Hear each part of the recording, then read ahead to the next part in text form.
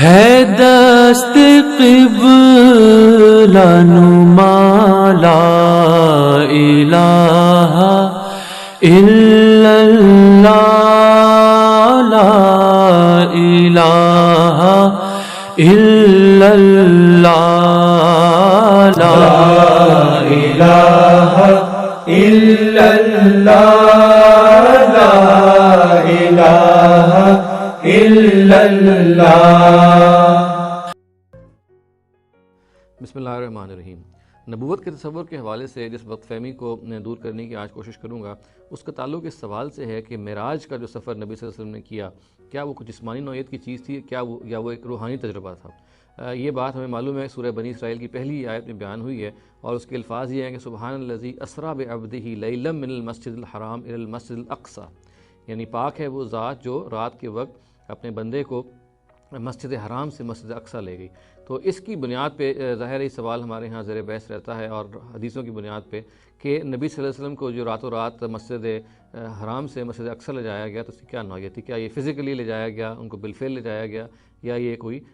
روحانی تجربہ تھا؟ دیکھیے، اس سے پہلے کہ ہم اس کے بارے میں کوئی رائے قائم کریں، سب سے بنیادی بات یہ ہے کہ اس کے بارے میں خود قرآن مجید نے کلام فرما دیا ہے، خود قرآن مجید نے وضاحت کر دی ہے، اور قرآن کی وضاحت کے بعد ہمارے لیے کوئی اور وضاحت جو ہے وہ معتبر نہیں ہے۔ قرآن مجید یہ کہتا ہے کہ یہ ایک رویا تھی۔ رویا کا مطلب یہ ہے کہ خواب میں نبی صلی اللہ علیہ وسلم کو یہ سفر کروایا گیا، اور خود قرآن مجید کے جو الفاظ ہیں وہ سورہ بنی اسرائیل کے آگے یہ آتے ہیں کہ وَمَا جَعَلْنَا الرُّؤْيَا الَّتِي أَرَيْنَاكَ إِلَّا فِتْنَةً لِلنَّاسِ، کہ ہم نے اس روئے اس خواب کو جو تمہیں دکھایا، اس کا مقصد صرف یہ تھا کہ اس کے ذریعے سے لوگ جو ہیں وہ آزمائش میں مبتلا ہوں۔ تو یہ خود قرآن مجید نے اس کو رویا کہا ہے، اور جب قرآن مجید کو رویا یا خواب کہہ دے تو ہما شما کا اس میں کوئی مجال نہیں ہے کہ ہم کوئی اور رائے قائم کریں۔ اس میں یہ بات بھی دلچسپ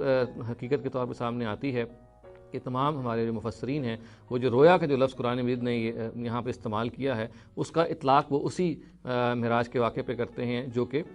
سورہ بنی اسرائیل کے بالکل شروع میں کیا ہے۔ صرف وہ ایک اس کے اندر تبدیلی کرتے ہیں، وہ یہ کہتے ہیں کہ رویا کا جو لفظ ہے یہاں خواب کے مفہوم میں نہیں ہے، بلکہ وہ آنکھوں دیکھنے کے مفہوم میں ہے۔ اور ظاہر ہے کہ عربی زبان سے جاننے والے لوگ یہ کہہ سکتے ہیں کہ یہ بالکل ایسی بات ہے کہ جو زبان و بیان کو بالکل کو قبول نہیں کرتی۔ عربی زبان میں رویا کا جو لفظ ہے یہ خواب کے لیے یا روحانی تجربے کے لیے یا ویژن کے لیے بالکل معلوم و معروف ہے، یہ آنکھوں دیکھے چیز کے لیے بالکل نہیں آتا، اور اس کے اندر یہ مطلب پیدا کرنے کے لیے لفظ کو بالکل ختم کرنا پڑے گا، لفظ کو ایک نیا مطلب دینا پڑے گا جس سے عربی زبان اور اس کی لغت بالکل واقف نہیں ہے۔ چنانچہ ان حضرات کو یہ سمجھنا چاہیے، بتانا چاہیے کہ اگر یہ رویا کا لفظ ہے جس کے بارے میں خود بھی یہ کہتے ہیں قرآن نے اس کو رویا کہا ہے، یعنی نبی صلی اللہ علیہ وسلم کے سفر کو انہوں نے اگر رویا کے لفظ سے تعبیر کیا ہے، تو پھر جس چیز کو وہ رویا خود قرآن نے کہہ دیا، اس کو کس طریقے سے ایک ہم جسمانی سفر قرار دے سکتے ہیں؟ مزید ہمیں یہ بھی معلوم ہے کہ حضرت عائشہ رضی اللہ تعالیٰ عنہا جیسی جلیل القدر صحابیہ جو ہمیں معلوم ہے کہ قرآن مجید کی بہت بڑی عالمہ ہیں، ان کی بھی یہی رائے ہے کہ یہ ایک بنیادی طور پہ روحانی تجربہ ہے جو نبی صلی اللہ علیہ وسلم نے کیا۔ اس کے علاوہ اور صحابہ کرام کی بھی ہمیں یہ رائے نظر آتی ہے۔ دیکھیے، اس میں ضروری ہے کہ ان حدیثوں پر غور کیا جائے کہ جس کے اندر نبی صلی اللہ علیہ وسلم کے الفاظ اس طرح سے بیان ہو گئے ہیں، نقل ہو گئے ہیں، جس سے یہ تاثر ملتا ہے کہ جیسے یہ ایک جسمانی تجربہ تھا، نہ کہ روحانی۔ اس میں یہ بات بھی واضح رہنی چاہیے کہ اللہ تعالیٰ کی قدرت سے کوئی بعید نہیں ہے کہ وہ یہ کام کر سکتا ہے۔ اس میں